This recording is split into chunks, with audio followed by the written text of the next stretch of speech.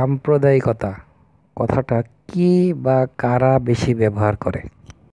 অথবা বলুন তো, কারা সাম্প্রদায়িক সম্প্রীতি রক্ষায় উচ্চ কণ্ঠস্বর?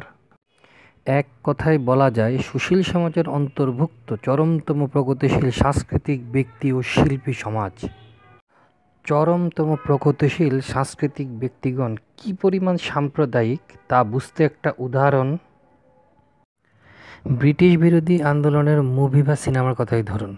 প্রগতিশীল সাংস্কৃতিক সমাজের তৈরি সিনেমার বীরের চরিত্র ভগবত সিং, সূর্য সেন, প্রীতিলতা কিংবা ক্ষুদারাম ইত্যাদি ইত্যাদি ইত্যাদি। এইসব বীরদের আগেই ব্রিটিশ বিরোধী যুদ্ধের সূচনা, ফরায়েজি আন্দোলন, সিপাহী বিদ্রোহ কিংবা তিতুমিরের বিদ্রোহ। এইসব মুসলিম বীরদের চরিত্র নিয়ে মুভি হয়নি বা করে না কেন আমাদের প্রগতিশীল সাংস্কৃতিক সমাজ? উত্তর একটাই, সাম্প্রদায়িকতা। সাম্প্রদায়িকতা।